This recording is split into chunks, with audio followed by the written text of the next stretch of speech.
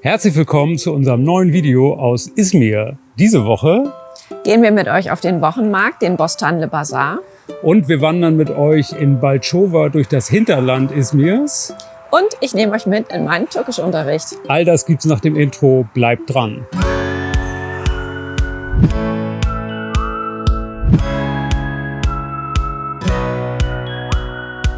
Wir sind Petra und Christoph aus Hamburg. Ein Jahr verbringen wir auf kleinstem Raum mit größtmöglicher Freiheit in unserem Pössl-Kastenwagen. Unser Weg führt uns über den Balkan, durch den Kaukasus und die zentralasiatischen Staaten entlang der Seidenstraße. Auf dieser Midlife-Reise füllen wir weiße Flecken auf unserer persönlichen Landkarte. Filling White Spots eben.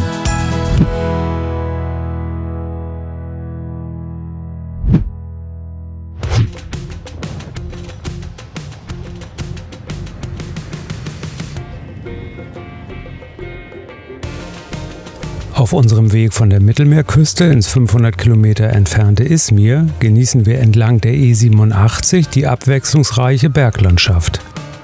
Wechselhaftes Herbstwetter sorgt dabei für spannende Wolkenformationen und stimmungsvolles Licht.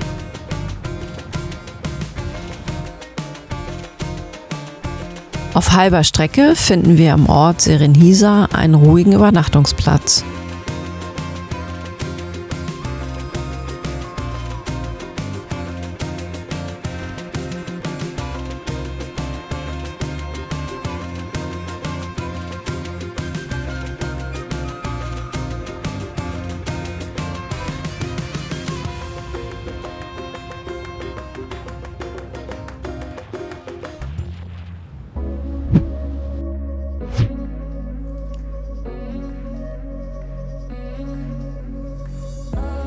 In Izmir führt uns eine Bremsenüberprüfung zur größten Citroën-Werkstatt. Man versichert uns dort, dass wir Puschel auch auf weiteren 10.000 Kilometern jederzeit problemlos stoppen können. Nachdem bei Puschel alles okay ist, lasse ich mich checken. Eine merkwürdige Hautentzündung in meinem Gesicht macht mich etwas nervös. Mein Hautarzt der Wahl praktiziert im Stadtteil Alsancak, der auf der anderen Seite der Bucht liegt. Somit wird der Arztbesuch zu einem schönen Ausflug mit Bootsfahrt. Verschiedene Bootslinien gehören hier zum öffentlichen Personennahverkehr, so wie bei uns zu Hause in Hamburg. Mit unserer Izmir-Card können wir Fähren, Busse, Tram, Metro und die Regionalbahn im Großraum Izmir nutzen und zahlen pro Fahrt lediglich 50 Cent.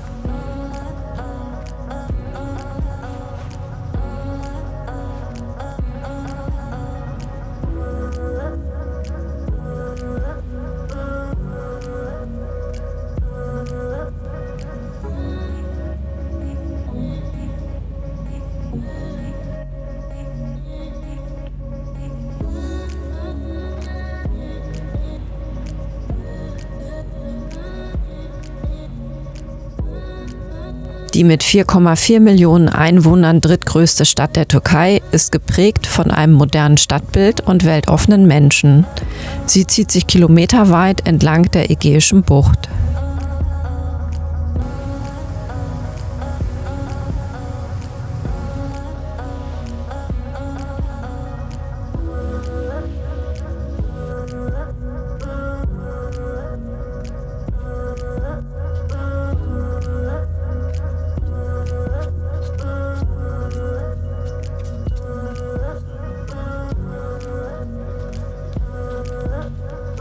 Bei der Suche nach einem Arzt entdeckt Christoph einen tollen Service des Auswärtigen Amtes bzw. des Generalkonsulates Izmir. Sie empfehlen für alle Fachgebiete Spezialisten, die Englisch und oft auch Deutsch sprechen. So lande ich bei Professor Güneş. Er sieht mich nur an und stellt die Diagnose. Mit Tabletten und Salben bewaffnet lassen wir den Tag im Ausgehviertel Alsancak ausklingen.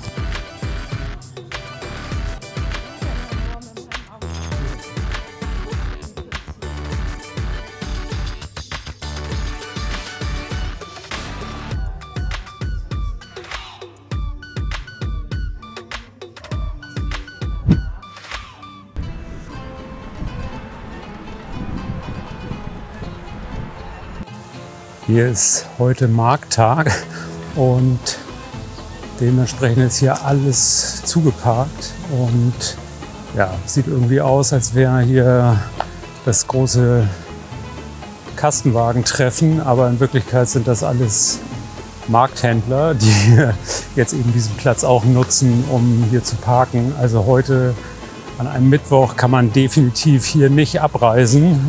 Das muss man auf jeden Fall einplanen.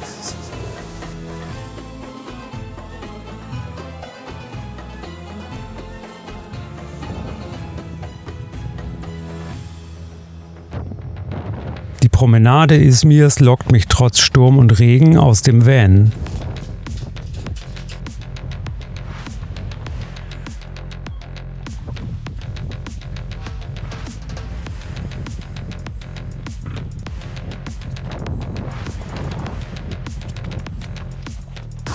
Leute, dieser Lauf ist so krass anstrengend. Ich merke total, dass diese 3 Monate ohne Training tatsächlich so ein bisschen ihre Spuren hinterlassen haben. Das heißt, ab jetzt regelmäßig laufen, alle 3 Tage und dann sollte ich in ein paar Wochen wieder fit sein. Also weiter geht's. Auch entlang der Laufstrecke sehe ich immer wieder Plätze, auf denen Einheimische aufgrund der wirtschaftlichen Lage gezwungen sind, das Leben zu führen, von dem bei uns manche träumen.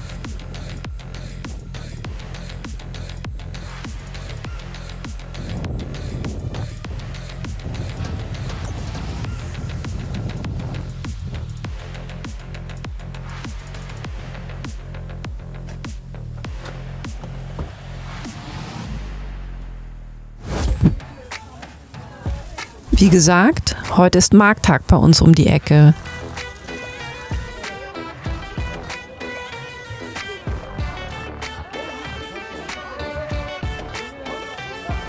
Wir stellen wieder einmal fest, dass jeder Markt seine eigene Atmosphäre hat.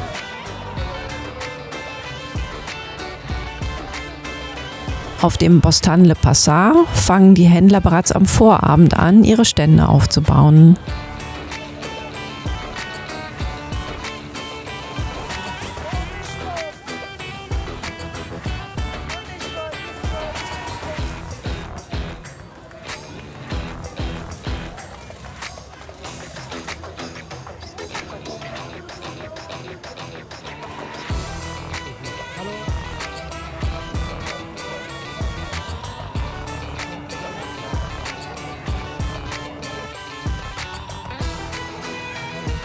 Am nächsten Tag ist der ganze Spuk wieder vorbei und alles wirkt, als wäre nichts gewesen.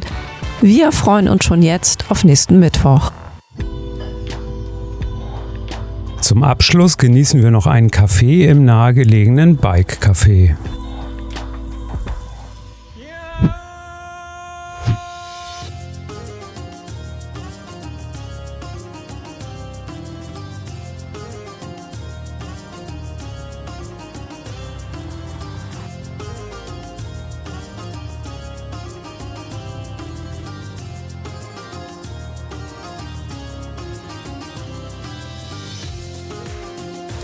Günaydin YouTube.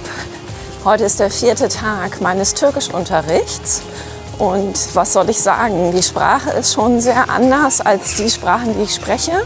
Mir macht es trotzdem riesigen Spaß und ich dachte mir, ich nehme euch heute einfach mal mit in meinen Unterricht und ihr lernt gleich meine Lehrerin Rüya kennen.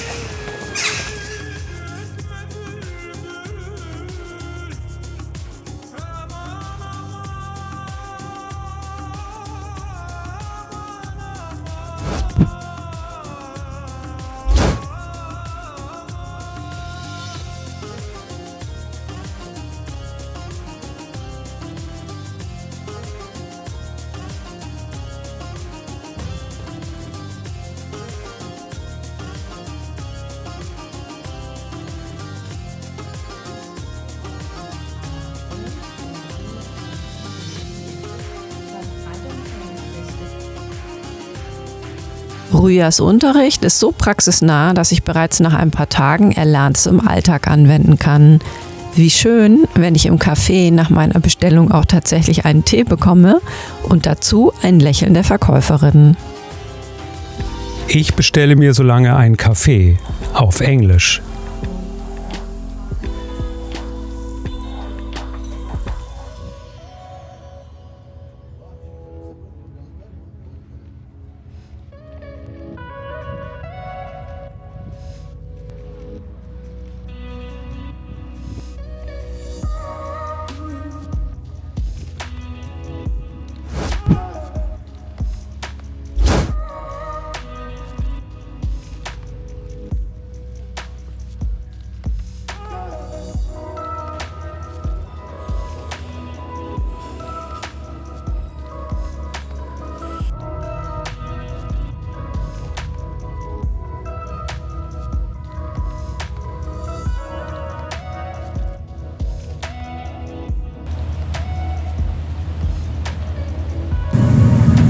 Heute ist der 4. Tag für uns in Izmir und endlich mal ein Tag ohne Regen. Heute hat den ganzen Tag die Sonne geschienen.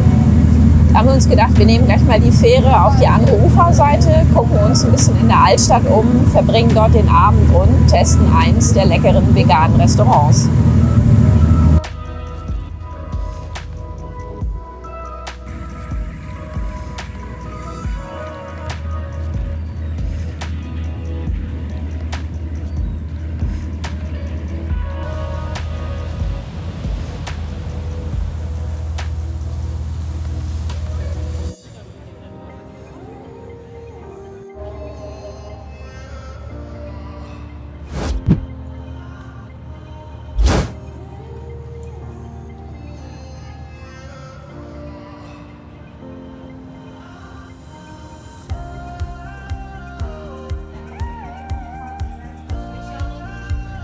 Im veganen Cute Gastropub essen wir einen leckeren Burger und ein glutenfreies Sandwich.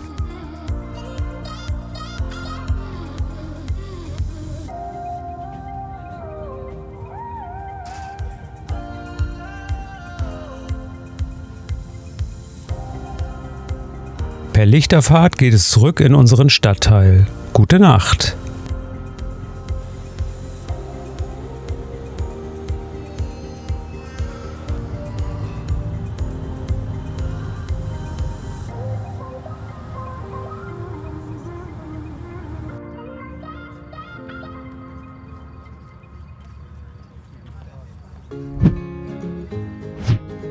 Es ist Freitag und wir verlassen die Stadt für eine Fahrt ins Grüne.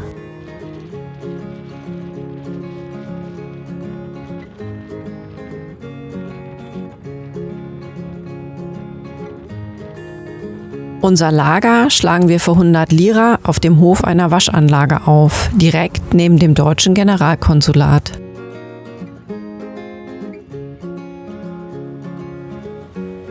Endlich Wochenende. Nach einer Woche Sprachunterricht brauche ich jetzt ein bisschen Entspannung.